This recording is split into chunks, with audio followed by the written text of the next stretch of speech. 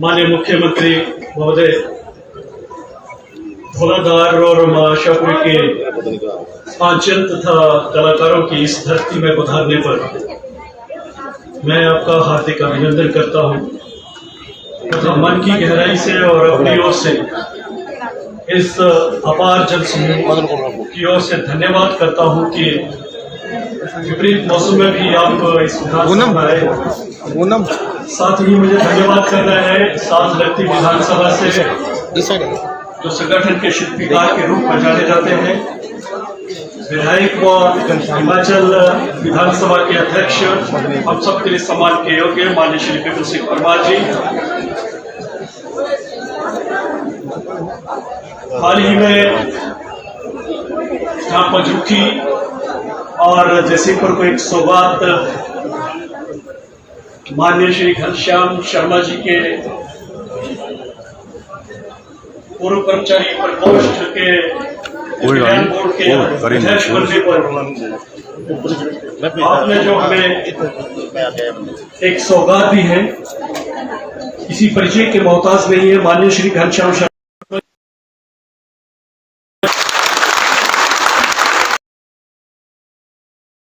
संगठन में प्रदेश में महामंत्री और अपनी अलग रणनीति के तहत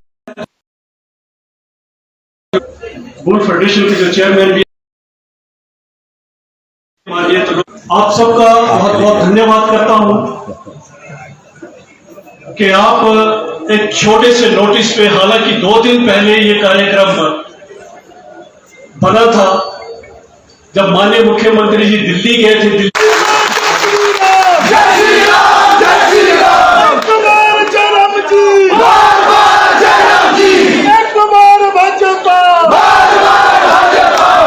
प्रिय भाइयों और बहनों, मैं फिर से अपनी बात धन्यवाद से ही प्रारंभ करना चाहूंगा।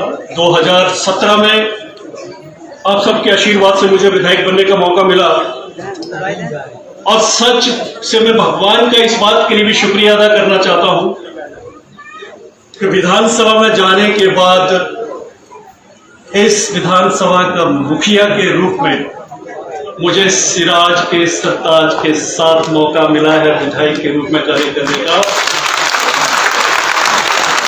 माननीय मुख्यमंत्री जी, इस 4.5 साल के कार्यकाल में आपने विकास की एक बहुत बड़ी गाथा लिखी है। हम सब जानते हैं कि विकास यद्यपि एक निरंतर चलने वाली प्रक्रिया है, लेकिन आपका जो प्रयास है कि हर वर्ग तक पहुंचे और उस पर जो आपने काम किया है, पूरे प्रदेश की जनता आपको इस बात के लिए साधुवाद भी देती है और आपके लंबे सुख जीवन की भी कामना करती है। और हम भगवान से ये भी मंगल कामना करते हैं कि आप लंबे समय तक इस देव रूपी हिमाचल का नेतृत्व करते रहे, ऐसी हम सबकी कामना। क्या क्या काम हुए अगर गिनाने लगूंगा, मुझे लगता है कि माननीय मुख्यमंत्री का लंच जहां पे मिस हो गया, मुझे लगता है मैं डिनर भी मिस कर सकता हूं। अगर आपकी उपलब्धियों को इस समय में मुझे समेटना हो, लेकिन मैं कह सकता हूं कि हर उस बुजुर्ग के आत्म सम्मान को उनके स्वास्थ्य बीमा की आपने गारंटी 5 लाख रुपए तक के लोगों को दी। लंबी बीमारी के साथ जो बिस्तर पे ही अपनी जिंदगी काटते थे, आप उनका सहारा बनकर सहारा योजना इस प्रदेश में लेकर आए हैं। जो बहनें लाखों के रूप में, जो बहनें ईंधन का चूल्हा चलाती थी, उनको भी आपने राहत की सांस दी है। और मैं कह सकता हूं कि एक छोटे से छोटा कर्मचारी इस प्रदेश का, चाहे वो पंचायत में कार्यरत चौकीदार हो, पंचायत के बाकी पदाधिकारी हो, आशा वर्कर्स हो, आंगनबाड़ी वर्कर्स हो, या यूं कहूं कि सारे के सारे कर्मचारी तबके के लिए जो आपने सौगात हिमाचल प्रदेश में दी है, मैं दावे के साथ कह सकता हूं कि जो हम संस्कृत में बोलते हैं कि न भूतो न भविष्यति, आपने वो काम इस प्रदेश के अंदर करके दिखाया।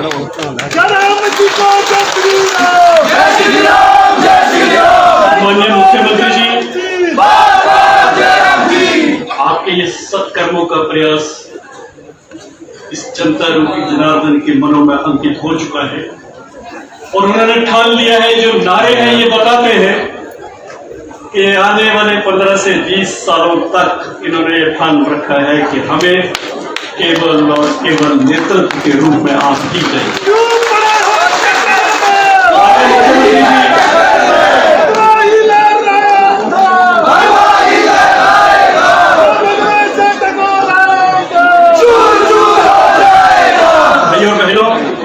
एक वैश्विक आपदा ने जब समूचे विश्व को अपनी चपेट में ले लिया था और हमारा ये देश, हमारा ये प्रदेश भी इससे अछूता नहीं रहा था, तो जहां पर देश के यशस्वी प्रधानमंत्री इस देश का मार्गदर्शन किया,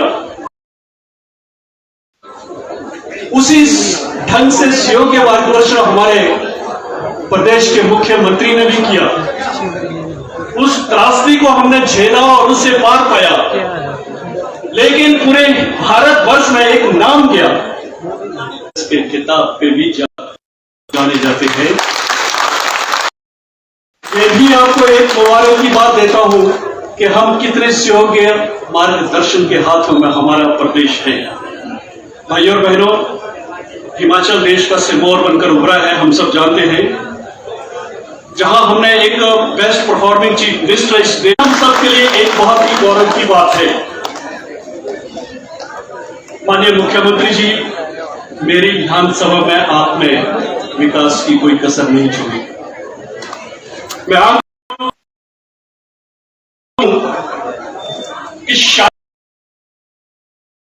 ही इससे पूर्व इतने काम हुए हों। पानी की किल्लत से न केवल निचला जो क्षेत्र प्रभावित था, अब तो मैं ये कह सकता हूं कि ये जो इलाका जिसमें हम आज बैठे हैं, इस इलाका तो 159 करोड़ की राशि की महत्वाकांक्षी योजनाएं विधानसभा के अंदर काम कर रही है, काम चल रहा है।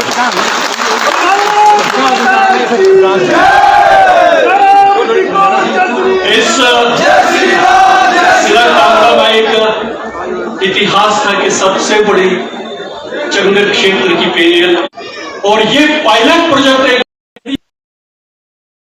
आप जयसिंहपुर विधानसभा से शुरू करें,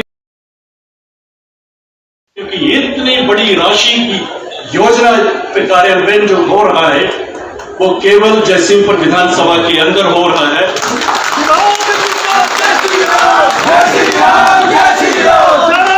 माननीय मुख्यमंत्री, कि जब मैं विधायक बना तो मेरी विधानसभा की सड़कें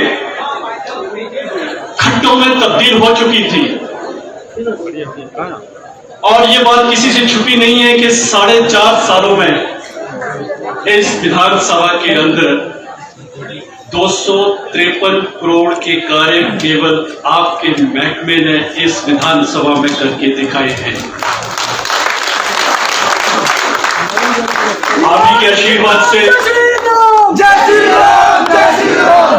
संभवतः माननीय मुख्यमंत्री जी, मैंने आपसे पहले भी एक बात साझा की थी कि मेरी इस जयसिंहपुर विधानसभा का सृजन 3 विधानसभाओं को तोड़कर बना था। टुकड़ों में ये विधानसभा बटी हुई थी। 45 बूथ इससे पूर्व सुरा से जयसिंहपुर के लिए आए थे, 49 और 45 बूथ जो थे वो राजगीर से आए थे, और 14 बूथ सुरा से छूटकर यहां पर मिले थे। तब ये 108 बूथों की विधानसभा बनी थी। अपना कोई भी कार्यालय इस विधानसभा में 2017 से पूर्व नहीं था। आप ही के प्यार आशीर्वाद से लोक निर्माण का मंडल कार्यालय यहां पे मिला। आप ही के आशीर्वाद से जल शक्ति विभाग का मंडल ने भी काम कार्य करना शुरू कर दिया है, और आप ही के आशीर्वाद से लगभग 40 सालों से लंबित हिमाचल पथ परिवहन के डिपो की मांग, जो कभी, जैसे मैंने पहले भी आपसे ये बात रखी थी कि एक मांग जो 40 सालों से लंबित थी और अब वो जन्नत में है, महान शख्सियत कंवर दुर्गाचंद जी, कभी उन्होंने वो सपना देखा था, लेकिन वो सपना साकार होने में आपका बहुत महत्वपूर्ण योगदान रहा है और वो भी एचआरटीसी का डिपो आपने मुझे दिया है। इसके अतिरिक्त पंचरुखी लगभग 15,000 के जनसंख्या के इलाके को ये स्वास्थ्य सुविधाएं उपलब्ध करवाती है, लेकिन अभी तक प्राथमिक स्वास्थ्य केंद्र के रूप में ही स्थापित थी। अभी आपने इसको सामुदायिक स्वास्थ्य केंद्र का दर्जा दिया है। इसके अतिरिक्त माननीय मुख्यमंत्री जी, मुझे आपको एक विशेष आभार में व्यक्त करना है कि जब भी जो भी आपसे मांगा है, आपके मुख से कभी ना नहीं मिला। मैं आपका इस बात के लिए बहुत बहुत धन्यवाद करता हूं। लेकिन माननीय मुख्यमंत्री जी, जब विधायक दल की बैठक हुई थी तो आप सब विधायकों को निर्देश दिए थे कि भी जो काम हो गए उन्हीं को चुनावों से पहले पूरा करें, नहीं मांगे ना करें। तो मैं तो नहीं मांगना चाहता था, लेकिन आप दाता के रूप में यहाँ आए हैं और मैं ना मांगू तो इसमें संभवतः बेइज्जती मेरी भी है और थोड़ा सा अनादर आपका भी है।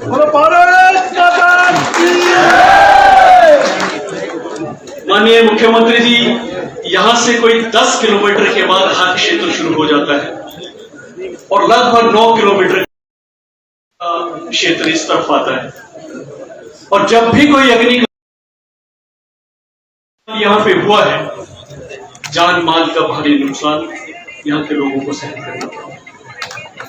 तो मेरा आपसे अनुरोध है कि एक अग्निशमन का सब सेंटर आप इस विधानसभा को देकर जाए।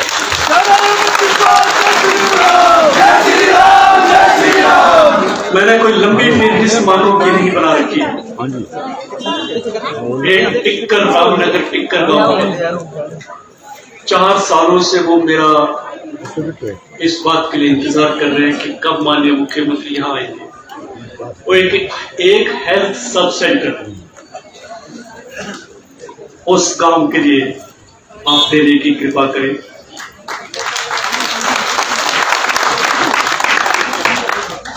माननीय मुख्यमंत्री महोदय, पंजाब यहाँ पर लोक निर्माण विभाग का एक रेस्ट हाउस है, वहां पे 10 से 15 आदमी केवल बैठ सकते हैं। आपने ही लोक निर्माण विभाग को यह आदेश दिए थे कि जहां जहां हमारे रेस्ट हाउसेज हैं वहां पर समुचित लोगों को बैठने की व्यवस्था की जाए। तो मेरा आपसे अनुरोध है कि एक मैंने हालांकि विभाग से पूछा था, उन्होंने बोला था बहुत ही कम राशि से बन जाएगा, लगभग 25 लाख की राशि से वो एक भवन बनकर तैयार हो जाएगा और आने वाले समय में उसका प्रयोग हम अन्य कामों के लिए यहाँ पे कर सकते हैं। तो मेरा आपसे अनुरोध है कि एक छोटी सी ये मांग इस इलाके की है, आप इस मांग को जरूर पूरा करेंगे। माननीय मुख्यमंत्री महोदय, एक वादा आप यह पूरा करके जाएं और एक वादा यहाँ जो तमाम यहाँ पर आपात जन समूह बैठा है ये भी आपसे करेगा कि जैसे आपने ठान रखा है कि अब की बार हम रिवाज बदलेंगे, तो आप रिवाज बदलने के लिए जब आपने ठान रखा है तो रिवाज बदलने के बाद जब पुनः आप मुख्यमंत्री बनते हैं तो इस विधानसभा के अंदर बहुत सारे ऐसे इलाके हैं जिनका उद्धार हम सबको मिलकर करना पड़ेगा। माननीय मुख्यमंत्री जी, इस इलाके को हम कह सकते हैं कि एक बहुत बड़े आर्टिस्ट हुए सरदार सुभाष सिंह जी, उनकी कर्मस्थली ये स्थान है। मदर ऑफ ड्रामा जिसको हम कहते हैं, नोरा रिचर्ड की भी यही कर्मस्थली रही है। बाबा पोट्रीज के नाम पे भी एक बहुत अच्छा संस्थान यहां पर काम करता है।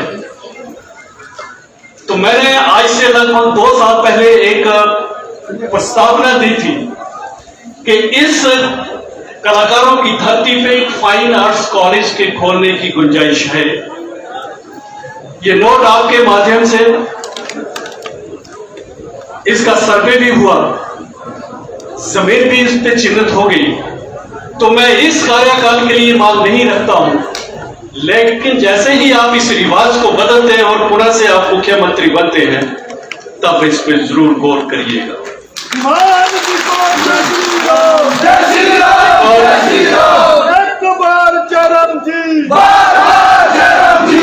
एक और मुझे लगता है कि वो दागनुमा चीज पंचरुखी पे है, इस बात को स्वीकार करता हूं और जितने भी यहाँ पे उपस्थित बंधु हैं पंचरुखी से उनसे माफी भी मांगता हूं। जैसे हम रेलवे फाटक को इस तरफ पार करते हैं, इसके साथ ही थोड़ा संकोच से बात करता हूं कि कूड़े के ढेर मन को विचलित करते हैं। आपकी तरफ से कोई कमी नहीं थी, आपने एक 66 लाख रुपए का कूड़ा संयंत्र केंद्र इस विधानसभा में यहां लगाने के लिए दिया था, लेकिन दुर्भाग्यवश वो जन आक्रोश के कारण हम उसको नहीं बना पाए। एक अलग स्थान उसके लिए चिन्हित करने का प्रयास है और मुझे यह बताया गया था कि वो पैसा संभवतः वापस ना चला जाए।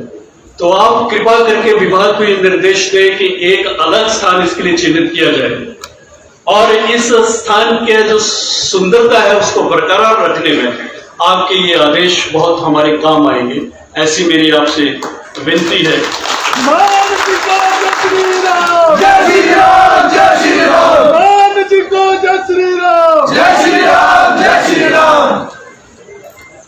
बहुत सारी मांगे हैं, एक लंबी लिस्ट मेरे पास दे दी गई है, लेकिन जब आप पहली बार मेरी विधानसभा में आए थे और शिवनगर स्थान जहां पे एक अच्छा कॉलेज हमारा बनकर आजकल तैयार हो रहा है, वो कॉलेज की बिल्डिंग आप देखे गए थे, भवन तैयार होने के कगार पे है।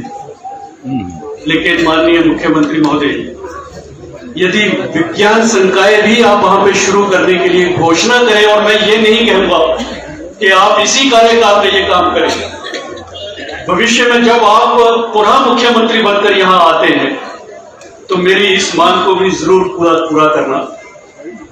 और भी बहुत सारी बातें हैं जिनका जिक्र मुझे जैसे आपके आदेश थे और मुझे लगता है कि जो मैं चेहरे के हाव भाव में पढ़ पा रहा हूं, आप हल्की से नाराजगी रख रहे हैं कि जब मना किया था तब क्यों मांग रहा है। लेकिन आपके उदार हृदय के बारे में भी मैं पिछले 4.5 सालों से जानता हूं। बाकी बातें मैं मिलने पे करूंगा, क्योंकि भूखे पेट भी आप यहाँ पे पहुंच गए हैं। इतना बड़ा उपकार आपने कहीं भी पूरी हिमाचल की विधानसभा पे नहीं किया होगा। लेकिन आपसे एक छोटी सी बात मैंने करनी है जो विचारधारा पर आधारित है। भाई और बहनों, आप सब जानते हैं कि मैं भी एक सर्विस सेक्टर से निकल कर आया था। हालांकि वैचारिक और मेरी पारिवारिक पृष्ठभूमि जो है वो भगवे से ओतप्रोत है। मैं उस घर से आता हूं कि मेरे पापा 16 साल की उम्र में संघ और जनसंघ के साथ जुड़े थे। तो मेरे डीएनए प्रोफाइल में आपको भाजपा के साथ सिवाय कुछ नहीं मिलेगा। और जब इस भाजपा को मैंने इन 4.5 सालों में समझने का जो प्रयास किया है, बहुत तरह से बाकी विचारधाराओं से अलग है, लेकिन सबसे बड़ी जो विचारधारा की खूबी है वो आपसे साझा करूं कि सत्ता जो थी कुछ लोगों की विचारधारा ने महलों के अंदर ही कैद करके रखी थी, दीवारों के 4 दीवारियों के अंदर ही कैद करके रखी थी। और एक चीज ये उन्होंने जिद कर दी थी कि यदि आपको सत्ता का सुख भोगना है तो एक परिवार विशेष में पैदा होना पड़ेगा। भारतीय जनता पार्टी ही एक ऐसी पार्टी है जो एक सामान्य से कार्यकर्ताओं को भी उठाकर नेतृत्व सौंपती है। इसका एक ताजा उदाहरण इस देश की पहली नागरिक महामहिम president of India Droupadi Murmu ji है। आज एक फोटो फेसबुक पे वायरल हुआ था। कहीं इस देश के यशस्वी प्रधानमंत्री जी संघ कार्यालय में बैठ के झाड़ू लगाते हुए दिखते हैं। यूपी के सम्माननीय मुख्यमंत्री कहीं पूरे जवान अवस्था का वह फोटो है, माथे पे तरह तरह के तिलक लगे हैं और गुरुओं से घिरे पड़े हैं, वो यूपी को संभालते हैं। और आपके जैसा एक मजदूर के घर में पैदा होने वाला इंसान इस देवभूमि हिमाचल का मुख्यमंत्री बनता है। और ये सच कहूं कि मेरे जैसा आदमी जमा खटाना करते करते 28 साल बैंक में गुजार कर आता है, और जो अपना जीवन यापन एक मजदूर के रूप में शुरू करता है उसको भी विधायक किसी ने बनाया है, तो इस भारतीय जनता पार्टी की विचारधारा ने बनाया है। हम पूरी तरह से आपको आश्वस्त करते हैं जयसिंहपुर की विधानसभा की समस्त जनता की ओर से कि आप आगे बढ़े। ये जो शक्ति आपके सामने बैठी है ये पुनः आपको मुख्यमंत्री के पद पर आसीन जब तक नहीं कर लेती है तब तक ये आराम से घर में नहीं बैठेगी। इस वचन के साथ अपनी को वाणी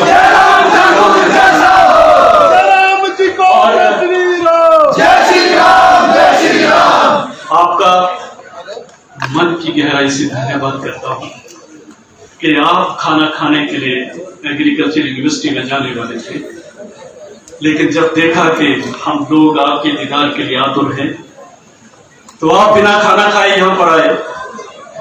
पुनः कोटि कोटि धन्यवाद। पुनः मां भारती का एक घोष में ऐसे करूंगा और आप उसी बुलंद आवाज में फिर से उस जय घोष का जवाब देंगे। तैयार है? भारत